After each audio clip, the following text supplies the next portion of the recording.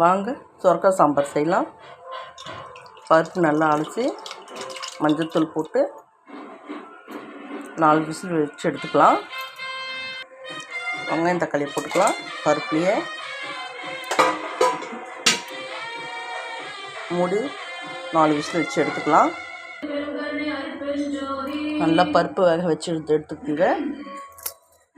பருப்பு நல்லா 4 விசில் வெந்துடுச்சு. இந்த மாதிரி கடைஞ்சி எடுத்துக்கோங்க. மத்து போட்டு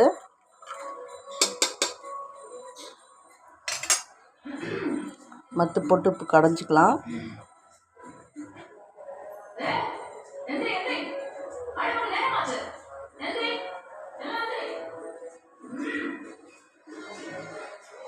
மத்து போட்டு நல்லா கடைஞ்சி எடுத்துக்கணும். தக்காளி வெங்காயம் பருப்புலாம் போட்டு வேக வச்சாச்சு. பூண்டுலாம் போட்டு இப்போ பருப்பை நல்லா கடைஞ்சி எடுத்துக்கலாம்.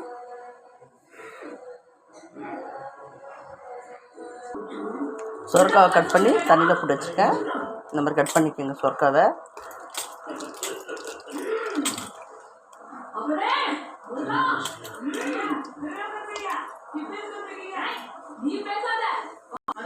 சொரக்காவை இந்த பருப்புலேயே போட்டுக்கலாம்.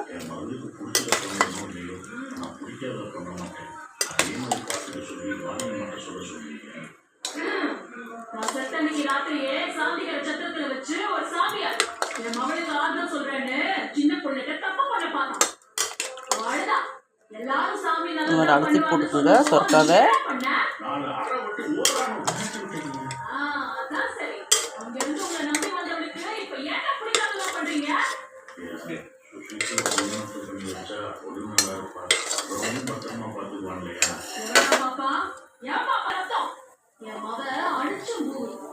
மஞ்சள் தூள் கொஞ்சமாக போட்டுக்கலாம். ஏற்கனவே கொஞ்சம் போட்டிருக்கேன். மிளகாய் தூள் தேவையான அளவுக்கு நான் 1.5 டீஸ்பூன் அளவுக்கு எடுத்துருக்கேன் காரம்.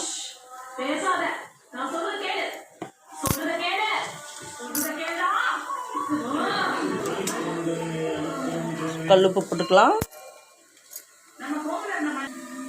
அதோட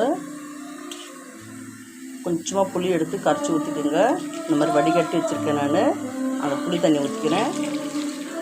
வச்சு ஒரு 2 விசில் வச்சு எடுத்துக்கலாம் சொரக்காவை.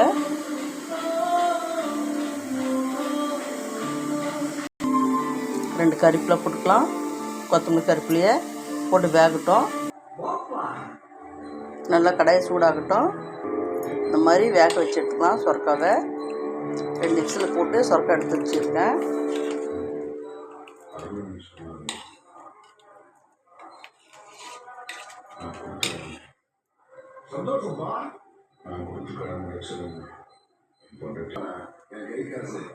எண்ணெய் ஊற்றிக்கலாம்.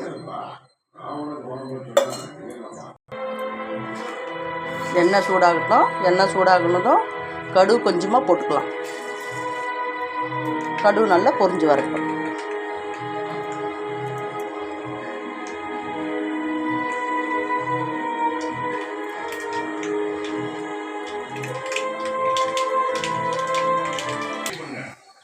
ரெண்டு தட்டி வச்சுருக்க பூண்டு போட்டுக்கலாம். 2 கருவேப்பிலை போட்டுக்கலாம். நல்லா வதக்கிடுங்க.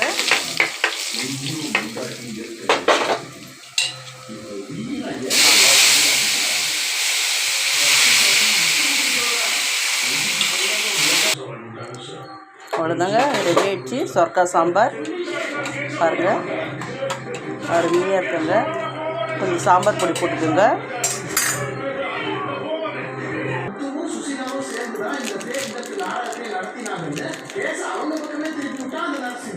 இன்னொரு பக்கம் சத்தமுத்துன்னு மீன்ஸ் ரீல்ஸ் போடுறதுக்கு ஊர் பூரா இவனை வச்சு என்டர்டெயின் பண்ண ஆரம்பிச்சிட்டாங்க.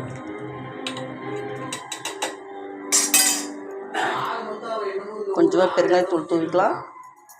அரசாங்கத்துல என்ன சார் கொடுக்குறது? ஒருத்தருக்கு உசுரோட சாகிஸ்டாங்க. நல்லா வெந்து வந்துச்சு. அவ்வளோதாங்க சொரக்காய் சாம்பார். சப்ஸ்கிரைப் பண்ணுங்கள், லைக் பண்ணுங்கள், பெல் பட்டனை கிளிக் பண்ணுங்கள். நீங்களும் சாப்பிட்டு பார்த்துட்டு கமெண்ட்டில் சொல்லுங்கள்.